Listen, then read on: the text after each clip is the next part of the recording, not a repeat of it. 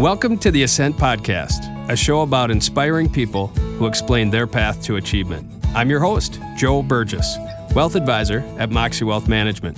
Today on the show, we chat with Jaime Taets, Chief Vision Officer and founder of Keystone Group International, a business and leadership consulting company. Jaime explains her career path, coming from a large Fortune 500 company and then shifting mid-career to start her own firm. We talk about how leaders can help or hinder the growth of an organization, and we learn the details of her transformative change because of a recent trip to Tanzania. Jaime, welcome to the podcast. Thanks for having me. Yeah, well, we're going to learn a little bit about where you've been, where you are, where you're going, all that kind of stuff, but maybe we can start with where did you grow up? In a small town in Iowa. You know, you're doing business consulting now. When you were in college, what did you go to college for? So I went to college for international business and MIS, which was management information systems. Thought I wanted to be an IT geek and then decided the IT wasn't for me. But the good news is the international business degree got me into a really global company, which is ideally what I wanted to do. So it got me to live abroad, travel globally for most of my career. Yeah. So I got the outcome, I guess, that I wanted. I find it interesting, just barely knowing you, that you thought IT was going to be your path. So this is a good story, though. This will tell you more about me, is because this was in the 90s when I was in college, and IT was kind of the next big thing.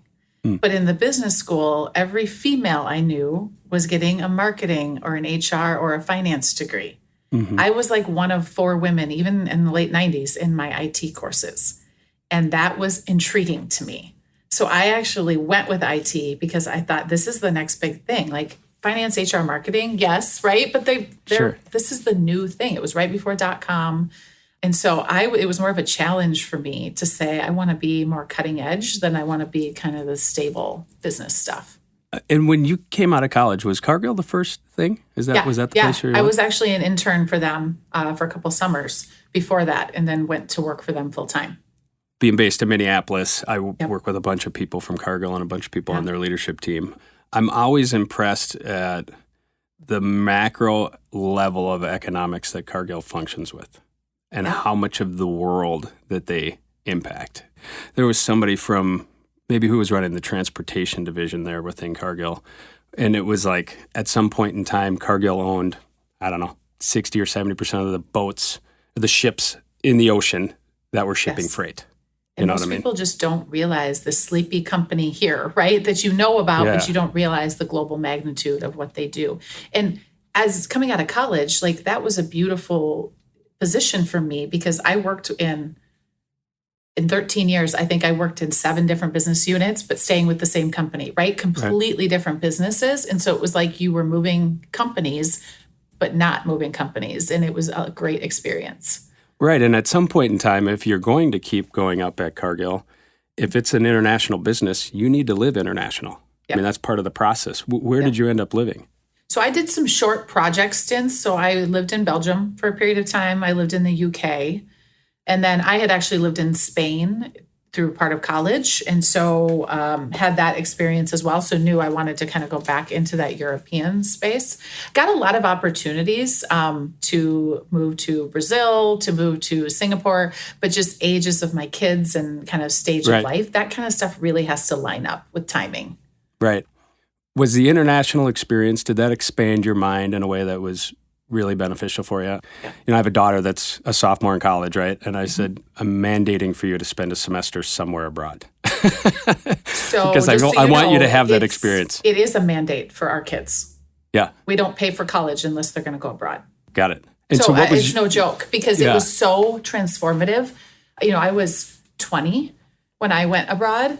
And I feel like I grew up in 6 months, like more than I grew up in 6 years. Like I came back and it's hard because the reentry is the hard part at that age because you're going back to friends who are small-minded, right? Again, not horrible people. They're small-minded compared to what you are now. You're going back to, so you have to kind of plan for that reentry. My oldest is actually studying abroad next spring. So she'll be a junior in college. So each of them has kind of picked where they think they want to go. But it's so important at that age because they're still impressionable. They're still developing kind of their worldview. And that idea, and now this was before smartphones and, you know, the world kind of being at your fingertips when I went. But it really helped me realize that the world does not revolve around us. And by us, I mean Americans. And that there's actually a lot of cultural aspects that I wish we had in other cultures, right? And even now, I was in Tanzania in January for 2 weeks. And it's like I come back and I go, why can't we be more like them? And I know we're a developing world, right? And we have a lot of really good things, but there's also a lot of things that in habits that we have that are not healthy. And so I think it's good to get that experience and see different parts of the world. So explain what more like them means. What are some of those healthy habits? Yeah, it was a continuation too of some of my experience in other places around the world, but it was this realization of the word I would use to describe it is joy, right? People asked me, you went to Tanzania, it seems scary, it's a developing world, you went there by yourself. I felt safer in Tanzania than I feel in most large cities in the United States. And I also saw a level of family cohesiveness, of rest, of just shared joy in simple things. The guides that took us up the mountain and this whole group of people that were some of the most joyful people I've ever met in my life. And when I think about that, and they are burning 12,000 calories a day. I mean, these guys are trucking up a mountain every week. And they're so happy and they're so grateful for life and the way they celebrate each other and celebrate life. I missed it when I came back because I think as a Western civilization, we strive for money and success and all of these things. And we forget that the really important things in life are some of the simpler pleasures. And so for me, that was the big adjustment coming back. Wow. That's really powerful. I'd like to get back a little bit to Cargill. So you were there 12 or 13 years. And at what point did you decide it was time to make a change? I would say I was ready. And so it was a perfect storm. I was kind of a weird anomaly in how I moved up in my expertise. And so I ended up kind of being caught between a couple of really big transformational projects where I was helping. And then I had 4 bosses in 6 months because they didn't know what to do with me. Right? They didn't know where to move me. And then there was some eliminations and I was the only one surviving. And it was just this weird mix of time at Cargill when they were going through some pretty big transformation. And I think there's a lot of people that got lost in that, that I know left during that period of time, which is unfortunate. But I loved my time there. I just got a call on the right day at the right time from a headhunter to go work for a public company. And at the time, I thought, you know what? All my eggs are in one basket. The way Cargill makes decisions, the way we think is very different when you're a private organization. And I didn't have that experience in public. And so I decided to make a shift. I really went to work for a leader that I really admired and made that shift. And then that leader left 4 months later. And the company that I was working for was not a company that I was values aligned with or that I really looked up to anyone in the organization. And so that was my catalyst after 18 months to say, okay, you need to do something different, right? Kind of take your own destiny and figure out what you want to do. But if I had never left Cargill, I think I'd still be there because it's that great of a company and that great of opportunities. So you went to the second company and eventually left there. Does that become Keystone, the consulting group that you're doing now? When I left, yep. When you left. How do you get to that point? And how do you come up with the idea? Do you have clients right away? When do you have revenue? I mean, the stress of starting a business. So what was that like? It's been 10 years now, right? I remember the decision was just, I don't want to be here, right? This just isn't, it isn't right. Fueling me. And I'd been promoted 3 times in 18 months because they had no leaders. And it was just like, I don't think this is my place long term. And so if I make a move somewhere else, and at that level, you got stock options and there's a lot tying you in. And I just knew, so I was 35 years old. And I just knew, I'm like, if I don't do it now, I'll never do it. And I just quit. And I literally, like nothing dramatic, like really good. Yeah. Like I stayed on and helped them find my replacement. But I said, here's the time frame. I want to be done. I took a month off, which I wish I would have taken like 3 months off.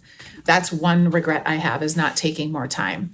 But in that month and preparing for that month, I went out to a lot of people in my network, a lot of Cargill people that I had worked for over the years, people from other companies. And I said, here's what I think I'm good at. And here's what I want to do, right? I want to create more impact. And here's how I think I would do it. And every single person came back to me and said, it's about time. Oh. Like, we knew you were going to do this eventually. And I was like, Jesus, people, like, why did nobody else tell me that I was supposed to be doing this? Right. So it gave me the confidence I needed. And out of that one email, I got my first client 2 weeks later. And I was making more in about 25 hours a week than I had been making in corporate. Again, it doesn't always happen like this for everybody, but it was just this like, okay, yeah, I'm never going back. If I can do this and have this much fun and I get paid to do this, that was the moment. So did you immediately feel qualified? I mean, I think the thing that I think about is, I'm in financial services. And I remember the first couple of years that I did this, in my head, I'm like, I can't even believe people are listening to me, because I might know a smidge more than they know walking in the door.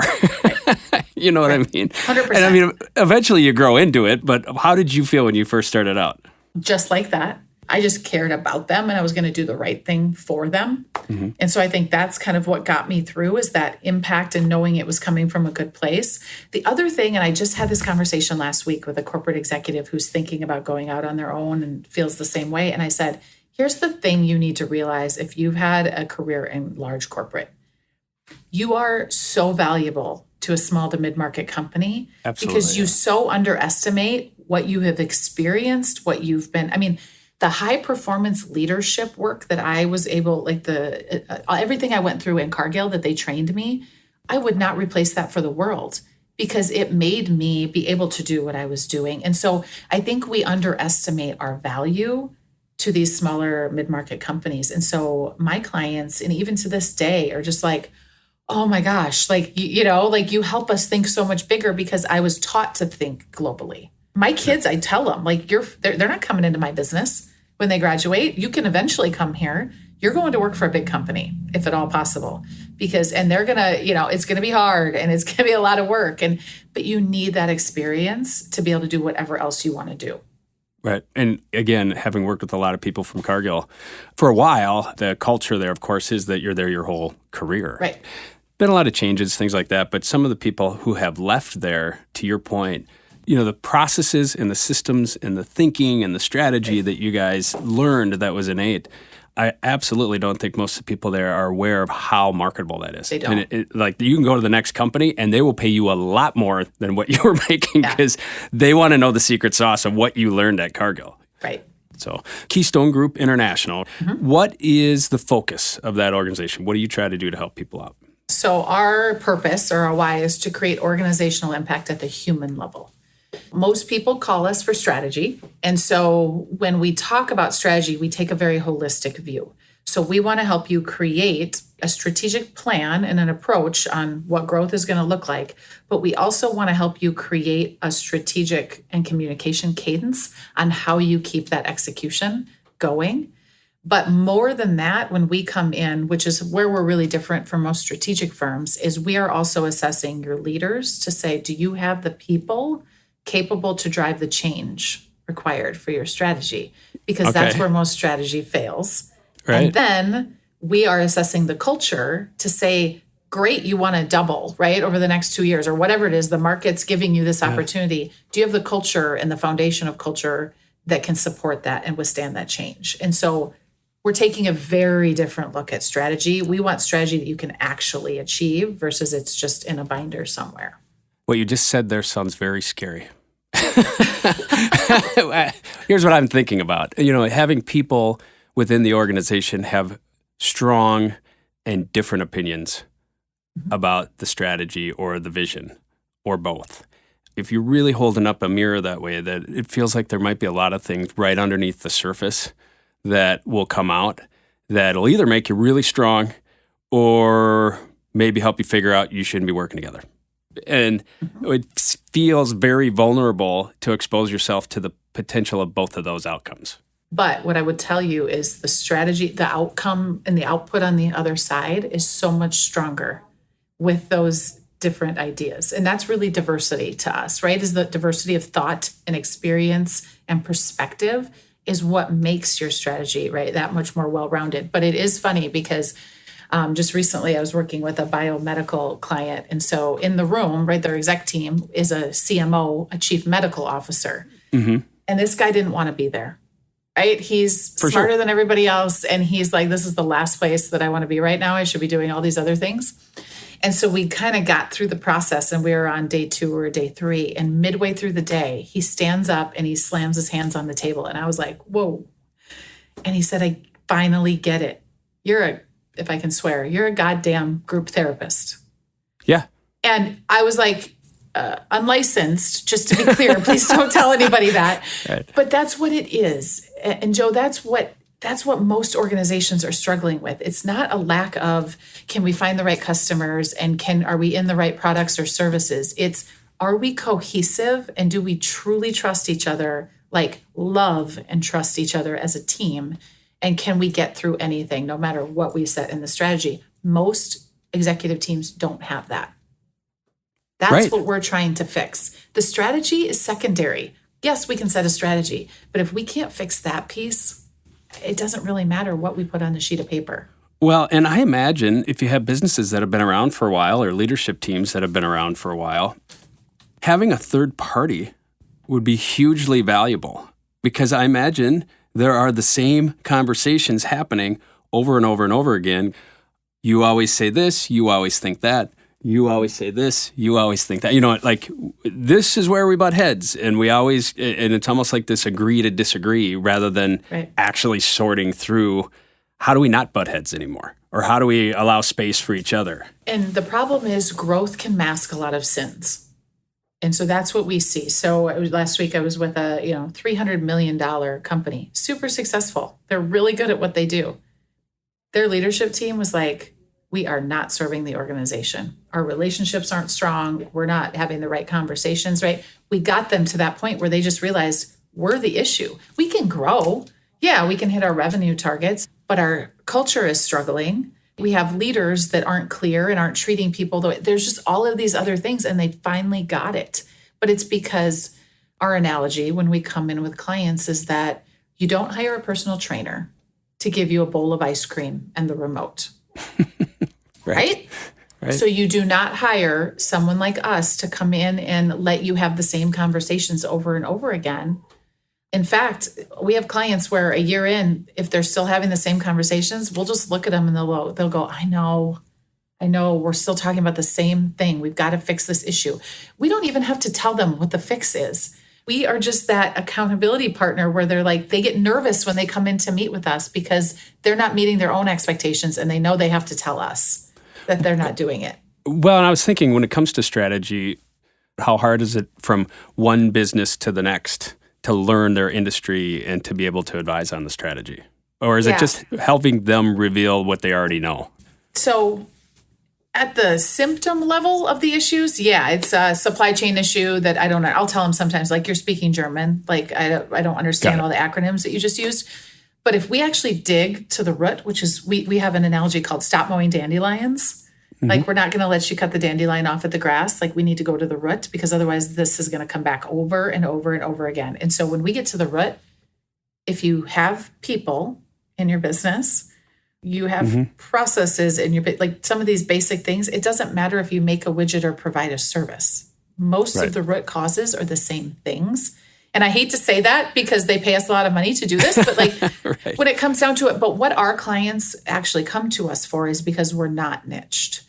And so, when a company really wants to be the best financial services company, you can go hire a financial services consultant that's going to tell you what everybody else in your industry is doing, or you can hire a consultant to say, what if there's a category of one opportunity here, and here's some other things we've seen from other industries that might be something. So that's where our value actually is. The longer we work with clients is we've got that really broad industry experience, but most of the issues clients are experiencing are the same.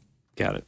Well, so the first part of this, then we're talking strategy, and then the next gear here is leadership. So were you initially helping on the leadership side of things? Is that just kind of dovetailed, or was that a period of time of consulting where you're like, gosh, the problem we have here is we can find the problem, but we can't get the people to drive the bus here or to do it in an effective way. When did that develop? And then what kind of leadership issues are you finding as fairly common? Yeah, I think I was doing it and I didn't realize I was doing it at the beginning.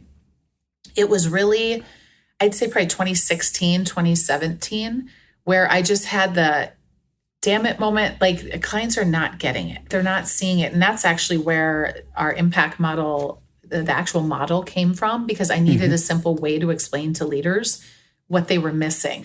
And so that started to evolve.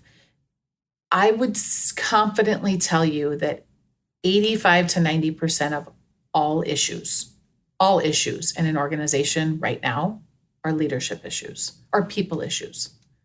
And I say, when we say leaders, we mean everybody can be a leader, right? There's influential power. It doesn't mean hierarchical power, but almost all of them relate back to, we can't have tough conversations with people that we need to have for their benefit and for ours, right? We hang on to people too long when the business is trying to grow, and it causes all sorts of pain in the organization. And the third leadership issue we're seeing right now is leaders are just straight up burnt out and aren't taking care of themselves. And so they can't be good for anybody else. And so that we actually have a conscious leaders series that we do within companies. The first whole session is leading self. The second session is leading others. And the third is leading culture. Because unless we can fix the leading self part and get you the tools you need to manage your own energy, none of the rest of it really matters. Oh, man, there's a lot to unpack. Do you feel like this is a therapy session right now? Yeah, this is like, my brain is firing at everything. There's a lot to sort through. So this idea of fatigue, I totally get that. I was just talking to somebody else. This has been the summer of change. For me personally, our company was bought out. We're at a different broker-dealer. I had personal stuff, and we're adding new advisors and staff and stuff. It's just all this stuff is coming at me. And I was at a lacrosse game last night, my son's lacrosse game, and I was like, I don't even have mental energy to process watching this game. Like, I wish he wasn't playing right now. I wish I didn't have anything to do. I can't deal with it. So it seems simple, but some of this stuff I feel like I couldn't have avoided it. Like, it's just the situation it is. But how do you help people through that fatigue? So, and this is a great question. This is what I'm moving into, like, as we're doing our own evolution, right? As a business over the next 6 months to a year, is Jaime is less in with clients, like doing the execution, and more igniting the shift for leaders. That's really our focus because of this reason, is I know CEOs and executive leaders cannot drive the change they really want to drive in the business unless they're healthy themselves. And so it's creating those healthy habits. It's helping leaders understand how to disconnect. We're doing a lot of work around positive intelligence, around understanding your own energy. And when you walk into a room, what's that energy that you bring into the room that can have a ripple effect? And as an executive or a leader, you don't realize the ripple effect you can have, both positive and negative. It's interesting as you say that, is I've been consciously in team meetings trying to be more positive, and I don't know that it's genuine. You know what I mean? It's just, I feel like if I have anxiety about something, if I'm constantly transferring that anxiety, that's not helpful for anybody. So what do you do to manage your own energy? Do you have really good practices to manage your own energy? It would be my first question to you. And I mean, not to go into full coach mode. I don't even consider myself a coach, but these are the types of questions that we're asking leaders in a strategy session. I'll just stop a strategy session cold and say, something's going on. The energy is super low. We need to get it out on the table. What's happening? And then it'll be like, everyone's like, ugh, like this and that. And then they're like, oh my God, that feels so much better. Like, we just got it out. Yeah. Right? Yeah. Yeah. Yeah. That's what leaders need, is the space right now to be able to have those kind of conversations. Well, and you talk about each one of those topics. I'm just thinking, you become a leader because you're pretty good at whatever it is that you do. People follow you because of how good you are at a particular task or how well you relate to them. they're willing to follow you. But are people trained to be leaders? I mean, I know big corporation maybe, but you're dealing with medium and small businesses all the time, right? You're right. And the training isn't even what creates the leader. So we have this conversation. We work with executive teams and we'll say, they'll be like, oh my God, this work we're doing with you guys just helps me, right? Be better in everything that I'm doing. And I'm like, how are we giving that experience to anybody else in the organization? Because we do leadership training. The training is not where the magic happens. The training plants the seeds of all of the awareness and things I need to be thinking about. And then we need to have the mechanism in the business, whether that's cohorts, coaching, that on real time, right? On the job, how are they applying these things? Because that's where the growth actually happens, is when it's happening in real time and the situation is happening and they have the skills and the tools they need. We have severely undertrained leaders across all companies, corporate included. I would say corporate's almost worse. They've done the training, but there's not the level of accountability for the leaders to focus on leading. And we're piling too much on their plates. And I just saw Adam Grant, I shared one of his posts about if the stack's this high and you just throw some extra benefits, right, on me and perks, the stack's still this high, right? Those extra perks aren't going to help me manage my energy. We need to remove the exhaustion more than we need to throw more perks at it. Yeah, I would totally agree. Well, we're going to take a break here, but when we come back, I want to ask you about accountability. Hey there, this is Joe. You know me as the host of this podcast, but did you know that I'm also the co-founder and president of Moxie Wealth Management, a boutique wealth management firm in Minneapolis, Minnesota? My team and I excel at taking complex family and business planning concepts and making our financial advice easy to understand. We recognize the trust that executives and families place in our team and value our role in helping our clients be intentional with their assets. When you partner with Moxie, my team and I focus on creating a plan that encompasses your financial goals and philanthropy, while also understanding how you want your wealth to impact your family and future generations. You can trust our unique expertise to build a thoughtful yet strategic wealth and legacy plan for your future. To learn more about me and my firm, send me an email at joe@moxiewealth.com. That's joe@moxie wealth.com. I'm a registered representative and investment advisor representative of Securian Financial Services, Inc. Securities and investment advisory services offered through Securian Financial Services, Inc., member FINRA SIPC. North Star Resource Group is independently owned and operated. Moxie Wealth Management is affiliated with North Star Resource Group. Getting back to accountability, how do we hold ourselves accountable as leaders? Or do you think that leaders might need an outside third party to help? It seems like might be helpful to have that outside influence. Right. And some of this is putting in the mechanisms to help you be accountable, because accountability is a muscle. So if it's weak, you have to figure out how to build it up. And that's what I would say we do, is we help them build that muscle, because they know when we call, right? Or we follow up, or we do. That's oh God, I committed to doing this for my own business. I can't want it more than you want it, but I can also help hold your feet to the fire on what you said you wanted. Right. And so it's important to have that mechanism. That can be done by, I hired a COO this year because I'm at the point you're at. I don't even love the leadership part anymore. And I don't even think I'm as good at it for the team, because there's other things that I want to spend my time on and think about. So I've got somebody else who's managing all of my team members, because I know that's best for them and it's best for me. But most owners, CEOs have a really tough time letting go. Yeah, well, I think there's probably two parts to it. One, letting go. The other part is, what's the cost of having all the people in play? I would think personally, whatever revenue I had, the next X amount of revenue was going to go to all more staff. Frankly, or more people in the organization to manage what we created. But what's the cost of you looking back later on your life and realizing you weren't present for the things you wanted to be present for? Like a lacrosse game. Lacrosse game. Or everything else. That's probably one example. If you're like me, that's one example of many. Right.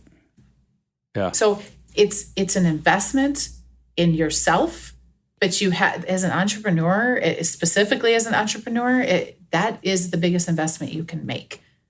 It's not the profit at the end of the year. It's the investment in your time, which is your not renewable resource. It's the thing you can't go find more of. And I think that's just where a lot of people are at right now. They're trying to figure out that balance. Right. So the last area that you guys focus on, I think, is improving culture. What are some of the major cultural issues, and how do we go about changing the culture? Because just like teaching a leader how to change how they lead, I imagine changing the culture is a pretty difficult thing to do at an organization. Yeah, it's a journey, right? You're never done. What it really takes is that awareness of we can be better. And the problem with culture, there's a couple problems. For most leaders, it's really nebulous. So they're easily able to just say, yeah, I don't, culture, that thing, I don't know. I think we're fine. Like, I don't know how to measure it. And so, right. It's that nebulous, which is why we created our model. It's why I took 2 years of my life to write a book, is because it's not nebulous if you break it down right into the components, and you don't have to be good at all of them. But I do a lot of speaking nationally, and my keynote, and I really thought about calling my keynote that culture is not the kegerator in the ping pong table. Now, that's not what it's called, but that's kind of the premise, is like, we do these fun things, but what we talk in our model is that if we're fun and we have the kegerator and we go to the Twins games and we do the team barbecues, but if I come in every day and I'm a high performer in your organization and there's no accountability, it doesn't matter how many fun things that we do. I'm not going to stay. I'm not going to thrive in your organization. And so we're trying to help businesses simplify culture and take a step back and say, there's a lot of good that we're already doing. How do we elevate the good and make sure we're shoring up the areas that we're not as strong? So it's not a one-size-fits-all approach. It's very customized. I'm just thinking from an employee perspective. How do we know or learn how to give them fulfillment? Do you want my really complicated answer? Is it one word or two? Ask. Ask. So, perfect example. We had a client we came into to do some culture work, and they had spent the previous year engagement survey results, doing all the things you're supposed to do. And so they decided to spend $100,000 redoing their entire office. And they literally put in a kegerator and a ping pong table and redid the office to be really cool. And the next engagement survey, their scores went down. And they were so pissed off. And somehow we got connected to them, and we came in and they're like, look at all these things that we've done, and they don't appreciate it. And my first question was, so when you did that, did you ask what they wanted? And they were like, well, no, this is fun. Why wouldn't you want more fun? Then we did focus groups with the employees, and the employees were like, at 4:30 on a Tuesday, I just want to go home to my family or get to the lacrosse game. I don't want to sit here and have a beer with my coworkers. I'm already with you 8.5 hours, 9 hours a day. Right. All they wanted was like, can we get an extra half day of vacation? Or can we do summer hours? We overcomplicate the answer. Right. Outside of having a formal program, one of the things you think about is, I think I heard you say somewhere that the average employee gives you about 40% of what they have. Mm-hmm. Ask seems too simple. Like how do you tap in to the happiness or the fulfillment or the sense of accomplishment or change? I feel like, when I'm running my organization, it's a little bit more of constantly restating, here's the vision, here's the value, here's what we do for people to change their lives. And hopefully you're getting fulfillment out of that. But as I say it out loud, if I'm being completely honest, I haven't asked them if they're getting fulfillment. I'm just assuming that they feel like my vision is cool, or good enough for them to follow, And it probably is to a certain point, right? But humans are wired for purpose. And so they need more than like, how do then I contribute to your vision? Because especially as a CEO, it's yours. It's not theirs, but they're in support of you because they're at they're at your organization. But how do we help them connect their personal why, their own even, purpose to the work that we do here? They should be able to live that out, even if it's in a small way at your organization. And so that's what we're trying to connect. So when we talk about culture and asking, there's a lot of different ways to ask. And obviously it's not that simple, but instead of an engagement survey, and this is a really important thing that we're trying to get out there, an engagement survey is about me. Selfishly, just me as the employee. What do I need? A culture survey is about how tied to the bigger company and the bigger picture and the bigger purpose do I feel? And so we're pushing clients to do the culture survey versus an engagement survey, because then what you're understanding is, do they feel a sense of belonging here? And belonging can be, do I feel like I have impact on the vision, right? Am I helping to live that out and do that work? Do I feel like, I have people I can trust here? But what it all comes down to, again, the root of all of it is leadership. Having those conversations, seeing people as human, and helping them live into their strengths. Because when you shared that stat about 40%, people give you about 40% of what they're capable of. When I share that with executives, the first reaction is like, oh, they're appalled, right? They're angry, whatever it is. But what we're not saying is people are coming in every day just saying, I'm not going to do anything today. I'm just going to stick it to the company. What we're saying is that other 60%, that employee doesn't even know they're capable of that other 60%. That's leadership's job, to challenge them, to hold them accountable, to say, hey, I think you've got a skill that we're underutilizing. Let's have you help over in another part of the organization. That's the situation that we're in right now, is we're not having those conversations with employees. And that's ties directly into retention. What if you're a smaller business where there's, say, 5 employees? Where do you climb to? You know what I mean? Or how do you map that out? And even if you, as an employer, if you care enough that they have the fulfillment, what if your organization just doesn't have a different role? So I love this question. And this is something we've been talking about for years with clients, is there's a societal norm, and it's really the US is worse with this, that there's kind of, I call it like a goalpost, right? You get to a certain point and you have 2 paths. You can take the management path, or you don't want to do that or don't like it and you stay on this individual contributor path. Well, there's really no glory in the individual contributor path, right? You have to move into management to be able to move up in the organization, to have any value in the organization. That's the perception. And what we're trying to break is that both of those paths, and people should be able to move up. And we should be able to put, so we have a client that it has a principal engineer that's never had a direct report at the executive level. Why not? He's the smartest guy in that space, and they need him at the strategy table, right? And really helping to understand, why can't he be at the leadership table? So rethinking some of that in an organization, but also, and there was a great article by the CHRO of Hilton recently that is exactly what we've been talking about, is that lateral is the new up.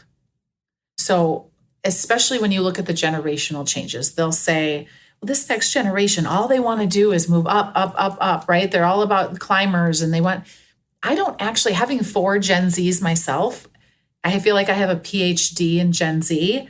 I don't actually think that's what it is. I think it's getting misconstrued. I think they want challenge. So they don't want to be bored out of their minds. They don't want to do things without technology. They're just manual, right? There's all these other things, but I think they want challenge. And I think we can provide that challenge laterally, right? We can give them special projects and do some of those things and keep them engaged without them having to go up. Yeah. So obviously now you have baby boomers, Gen X, millennials, and as you mentioned, Gen Z. It's the first time ever we've had 4 generations in the workforce at the same time. How do you manage all those different personalities with the different generations? So we make sure that we're creating the right space for those types of conversations. And it doesn't mean it's going to fix it all. This is a real thing for a lot of organizations. But this to us is what true inclusion and belonging actually is. Yes, there is a lot of other aspects to inclusion and belonging, but a big piece of it is, are we creating the space for the multi-generations to share their perspective and have a voice, even if that's not the direction that we go?